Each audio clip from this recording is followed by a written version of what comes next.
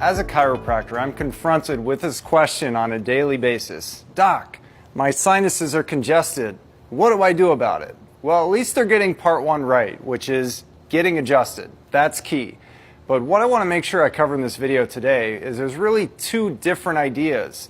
Number one is when you're currently dealing with it, but in a better case scenario, what should you do to help prevent it from ever happening in the first place?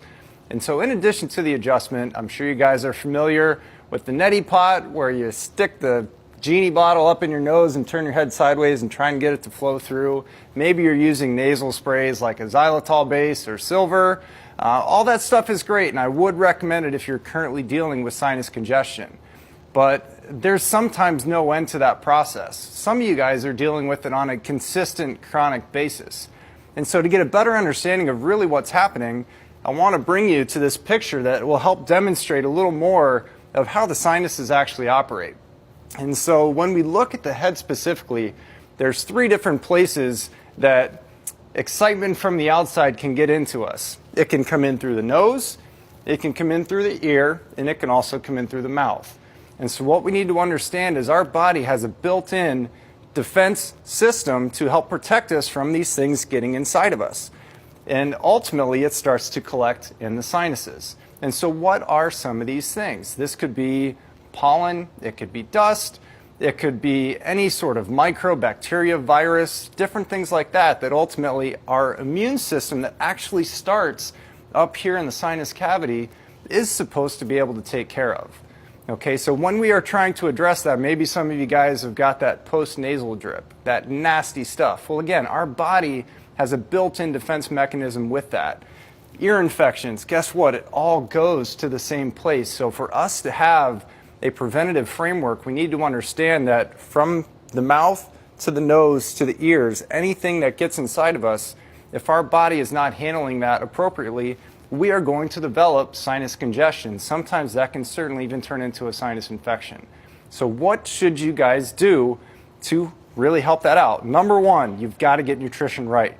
Okay, you've got to avoid dairy, you've got to avoid sugar, you've got to avoid gluten. If you're not willing to do those three things, then keep dealing with your sinus issues, okay? Dairy probably being the most important, all right? What you also need to make sure that you do, identify allergies, okay? This comes from food allergy testing. You need to know what is adding insult to injury, what is adding to that mix that your immune system is having to deal with. You need to know what bugs are inside of you. I know that sounds weird, but you need to know, is there a bacteria? Is there a fungus? Is there a yeast issue? Is there maybe a parasite that is disrupting your immune system, causing your sinuses just to get backed up and clogged up? Okay, and lastly, if you've got that lovely post-nasal drip, I tell this to my kids all the time, if you kind of sniff it in, make sure you spit it out, okay? Don't swallow it. When you wake up in the morning, you kind of get that back of the throat feeling. Well, number one, spit it out, but number two, if you can't control it, if this is your kid or if this is you and you're like, okay, I'm doing the best I can, we talked about this in a previous video, but guess what is supposed to help you with that solution? Well, when it gets into the lovely esophagus, as it goes down into our digestive system, it hits the stomach. Guess what is supposed to kill all those bad bugs that are getting into your stomach? Your stomach acid. Okay, so you have to have healthy stomach acid to kill off all these things that are coming from up in your sinus passage. And again, it all ties together. Everything we always talk about, it always ties together. So from the sinuses, be more preventive. Get tested properly to make sure you know what could be contributing. Certainly get adjusted. Make sure you're doing things like nasal sprays and otherwise to help alleviate any symptoms you might be having. But we've got to get to the root of it, guys. This can't be something that should be repetitive. This should be something that when you get the right information, it's taken care of and you don't need to continue to deal with the consequences of it.